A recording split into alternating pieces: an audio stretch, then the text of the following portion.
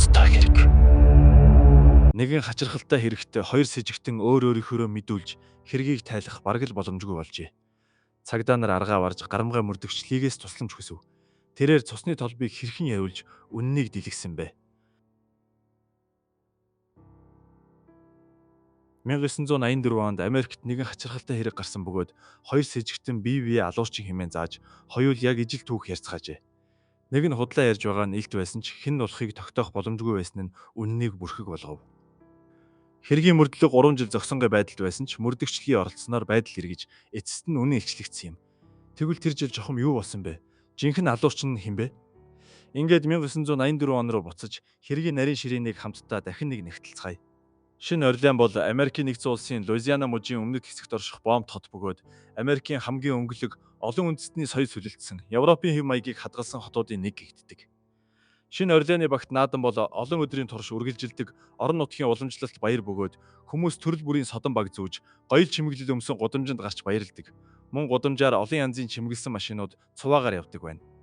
Энэ үед сургууль байгууллагууд амарч хүмүүс бүгд баяр цэнгэл думбдаг. Энэ бол хөгжим баярын жагсаал бүжиг наадмаар дүүрэн багт наадмын улирал юм. 1984 оны 2 дугаар сарын 24-ний шөнийн 1 цаг 40 минутанд цагдаагийн газрын утас гинт дуугарав. Цагдаа утсаа авахад нөгөө талаас нэгэн эрэгтэй хүний сандарсан дуу гарч "Хүн манай гэрт дайрч орж ирээд намайг алах гэж байна. Тайвшир, тайвшир. Танаа хаана байдаг вэ? Миний гар шахацчихлаа. Би хаа сайгүй цус болчихлоо. Би эхнэрээ очиж харах хэрэгтэй байна. Ойлголоо. Утсаа битгий салгаарай. Бурхан минь, Жанет. Бурхан минь, тэр миний эхнэрийг алчихсан бололтой." Дараа нь дуудлага өгсөн хүн өөрийгөө Кэри Майерс гэж танилцуулж цагдаа нарт хаягаа хэлжээ. Шөнийн 2 цаг 43 минутанд шинэ Орлеаны цагдаа нар хэргийн газарт хүрэлцэн ирэв. Байшин руу ороход хэргийн газар ормогоороо иргсэн байлаа. Хохирогч Жанет зочны өрөөнд цусны дунд унсан байсан бөгөөд хэдийнэ амьсгал хураасан хан болын шалан дээр маш их цусны толб байв. Унтлагын өрөөнд тэдний 2 нас хагастай хүү Райан толгойдоо гэмтэл авч комд орсон байв. Харин өөр нэг жижиг унтлагын өрөөнөөс дөнгөж 6-7 хоногтой охин Сараг олсон бөгөөд аз улахад Сара ямар ч гэмтэл бэртэлгүй эрүүл сарвал байв. Цагдаа нар шахагдсан хүмүүсийг яралтай ойролцоох эмнэлэгт хүргэжээ. Хүү Райаны биеийн байдал хүнд байсан тул сэхэн амьдруулах тасагт шилжүүлв. Эцэг Кэрич мөн цөөнгүй бэртэлтэй байсан бөгөөд зүүн шуун бутарч хугарсан, толгойдоо олон тооны хөхрөлт, зүсэгдсэн шарахтай, хөвлийн доод хэсэгтээ хутгалуулсан шарахтай байсан ч азар эдгээр нь амь насанд аюулгүй байлаа. Шаргацсан хүмүүст анхны тусламж үзүүлсэний дараа цагдаа нар хэргийн газарт наривчилсан үзлийг хийж эхлэв. Бүхэл бүтэн байшингийн олон өрөөнд цусны толб байсан бөгөөд хамгийн их төвлөрсөн газар нь зочны өрөө байв. Жанет зочны өрөөний шалан дээр дээшээ харж хөвцөн байдалтай нүүр рүүгээ хүнд зүйлээр цохиулсан. Мөн Жанетийн толгойн дээд талын ханан дээр их хэмжээний үсэрсэн цусны толб байв. Түүний хажууд нэгэн тасалгааны ургамал унсан байсан нь тухайн үед ширүүн тэмцэл болсныг илтгэж байлаа. Шүүх эмнэлгийн шинжилгээгээр цагдаа нарыг очих үед Жанет хэдийнэ нас бараад 8 цаг гаруй болсон болохыг тогтоов. Алуурчны ашигласан зэвсэг нь цустай бейсболын цохиур байсан бөгөөд буудингийн хажууд тавьсан байлаа. Үүнээс гадна гэр дотор үнсний сав, аяга, тавг, гэрлийн бүрхүүл гих мэт олон тооны хагас шимхэрсэн эд зүйлс байв. Гал тогооноос нэг нь цустай хотго олдсон бөгөөд цагдаа нар эдгээр эд мөрийн баримтуудыг зохих ёсоор битүүмжилж хэргийн газраас 140 орчим зураг дарж нэг ч жижиг зүйлийг орхигдуулсангүй. Шинэ Орлеаны цагдаа нарын энэхүү нягт нямбаа ажиллагааг сайшаах хэрэгтэй. Учир нь энэ нь хожим хэргийг илрүүлэхэд шийдвэрлэх нотлох баримт болсон юм. Энэ хэрэг тийм ч төвөгтэй биш мэт харагдаж байв. Учир нь хохирогчийн нөхөр болох Кэри гэрч байлаа. Тэрээр уцаар ярихдаа хэрэг хэрхэн гарсан талаар цагдаа нарт хэлсэн юм.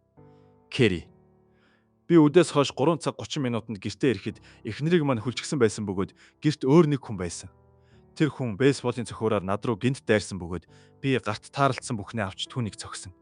Дараа нь бид хоёр ноцолдож эхэлсэн ба би түүнийг тайвшраад миний үгийг сонсоосоо гэж хүссэн. Гэвч тэр намайг сонсоогүйгээр барахгүй хутгаар намайг дүрсэн. Хожим нь би түүнээс хутгийг нь булааж аваад түүнийг шархтуулж гэрээсээ хөөж гаргасан гэж мэдүүлжээ. Үүгээрч зогсохгүй Кэри тэдний дайран орсон этгээдийн нас, гадаа төрх, унаж явсан машин улсын дугаар гэх мэт маш нарийн мэдээллүүдийг цагдаа нарт өгсөн байна. Кэри яагаад ийм сайн мэдчихсэн бэ? Учир нь тэр хүн бол түүний олон жилийн найз Билл Фонтанел байлаа. Тэд нэг нутгийнх бөгөөд дунд сургуульд байхасаа л найзалсан ч их сургуульд ороод 2 тийш болжээ. Кэри их сургуульд байхдаа одоогийн эхнэр Жанеттэйгээ танилцсан байна. Харин их сургуулаа төгсөөд Кэри болон Билл нар хоёулаа төрлөх нутагтаа буцаж ирж ажиллахаар шийдсэн тул тэд дахин нийлж харилцаа нь өмнөхөөсөө ч илүү дотн болжээ.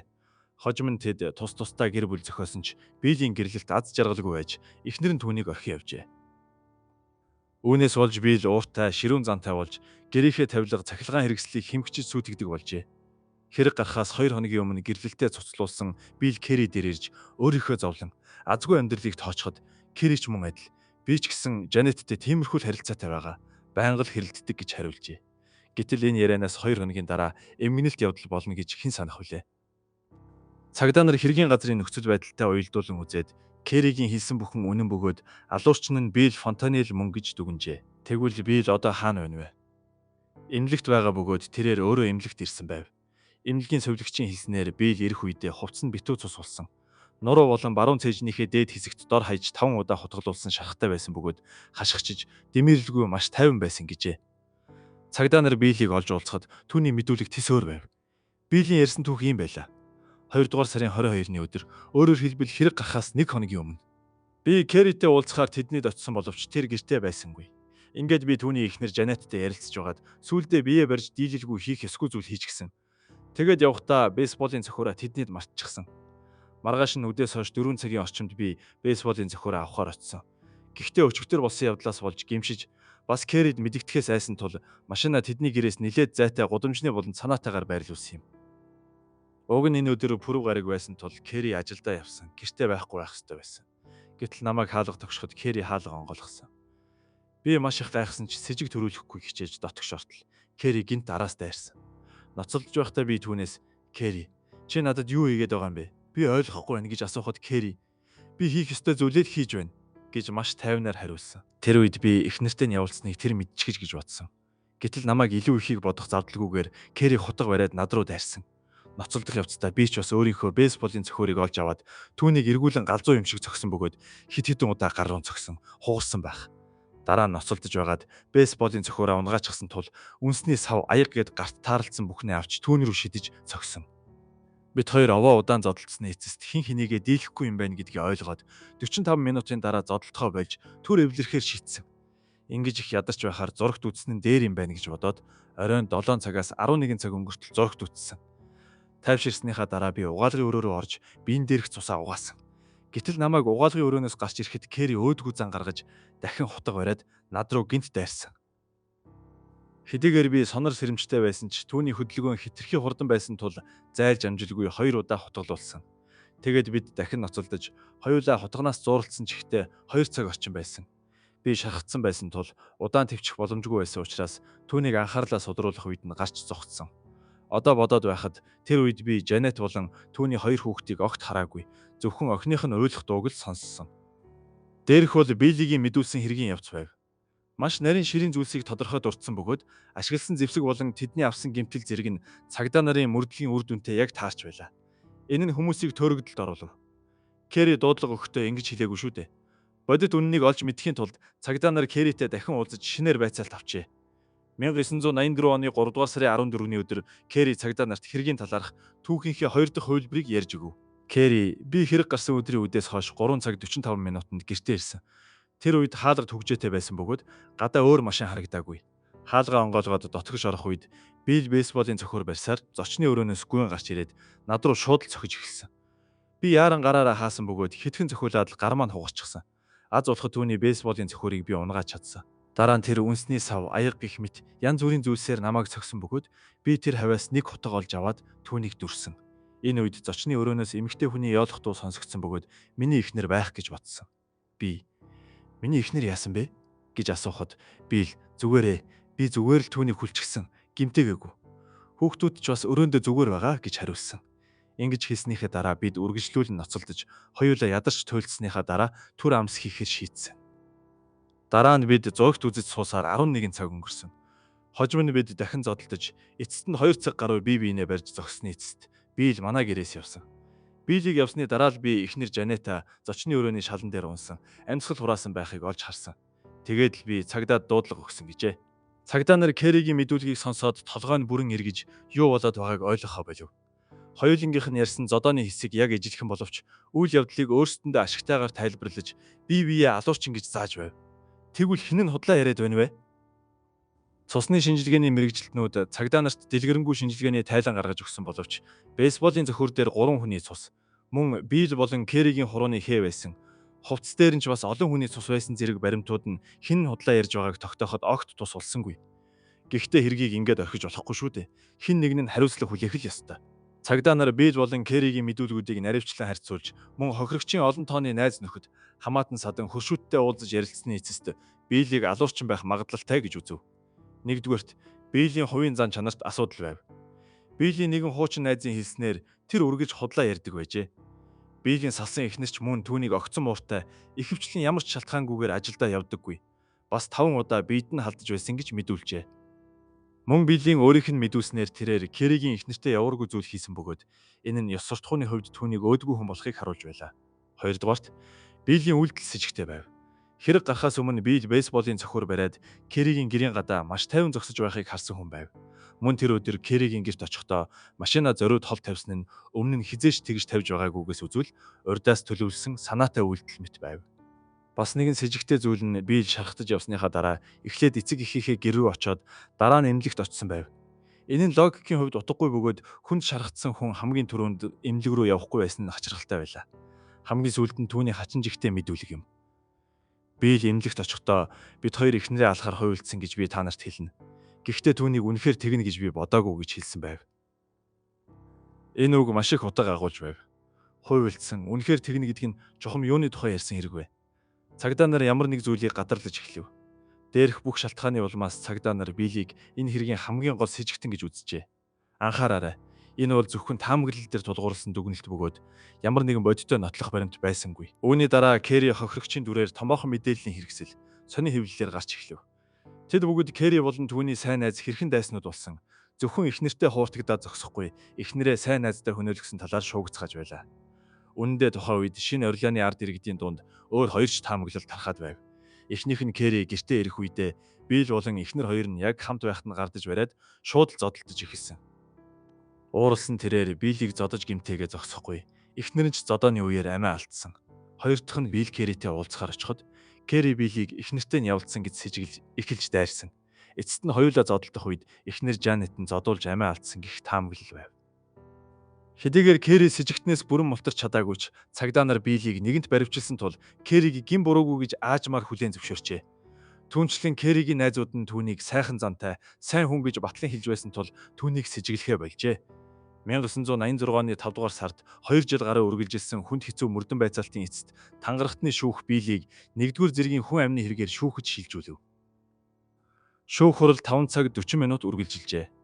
Үр дүнд нь 12 тангарахтны 6 нь гин буруугүй гэж санал өгсөн нь Биллийг гин буруугүй гэж үзэж шүүхийн танхимаас шууд суллахад хүргэв. Энэ явдал цагдаа болон шүүхийнхнийг эвгүй байдалд оруулав.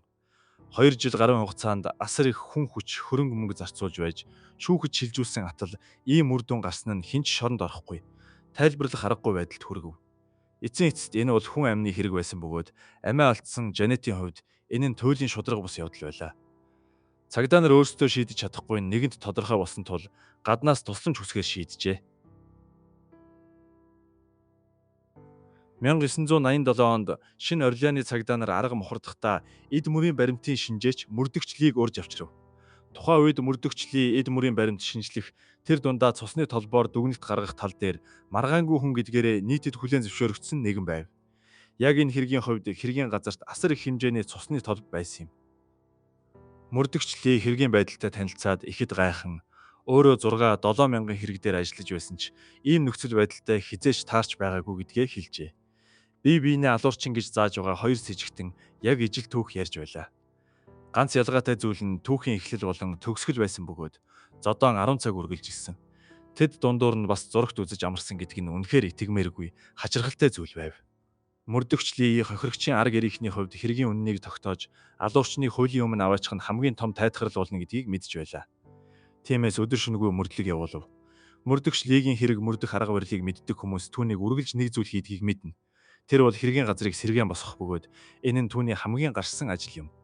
Хэдийгээр хэрэг гарснаас хойш 3 жил өнгөрч хэргийн газар дахь цусны толб, нотлох баримтууд хэдийнэ цэвэрлэгдсэн байсан ч байшин нь хിവэрэ. Өрөөний зохион байгуулалт нь өөрчлөгдөөгүй байв. Мөрдөгчлийн хэргийн газарт ирснийхээ дараа цагдаа нарын өмнө хадгалсан эд мөрийн баримт болон хэргийн газрын 140 орчим гэрэл зурагт үндэслэн хэргийн газрыг төгс сэргээн босгожээ. Мөрдөгчлийн Билл болон Керригийн ярьсан зодооны үйл явц үнэн байх магадaltaй гэж үзв. Тэд зодолдож байгаад гинт зогсож зурагт үзнэ гэдэг бол дуулж байгаагүй зүйл байлаа. Мянган мянган хэрэг мөрдсөн ч ийм зүйл хизээч сонсож байсангүй. Бас нэг зүйл нь хэрэг гарсан байшин тийм ч том биш бөгөөд Жанет зочны өрөөнд хүн бүрийн нүдэнд ил тусах газар унсан байхад Керри болон Биллийн хинэнч мэдүүлэхдээ үнийг дурдаагүй байв.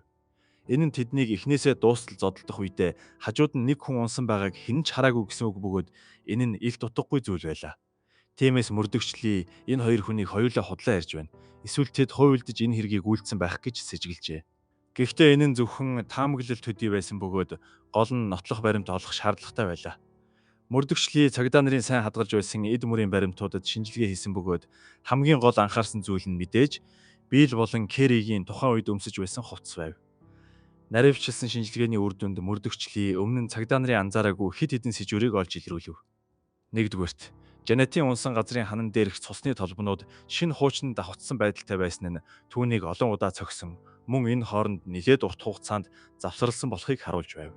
Хоёрдугаарт, Билл болон Керригийн хувцсан дээр маш их цусны толб байв. Эдгээр цусны толбонуудын нэг онцлог нь дунд зэргийн хурдтай цацарсан цусны толбонууд маш их байлаа. Дунд зэргийн хурдтай цацарсан цусны толбо нь хүчтэй цохилтын улмаас цус үсрэх үед үүсдэг байна. Билл болон Керри нарыг хоорондоо ноцолдох үед ийм цацарсан цусны толб үүсэх боломжгүй юм. Тэгвэл энэ цус нь Жанетийнх байж таарах нь. Учир нь Жанетийн толгой орчмын ханан дээр бейсболын цохиороор цохиулсны улмаас үүссэн маш их хэмжээний цацарсан цусны толб байсан юм.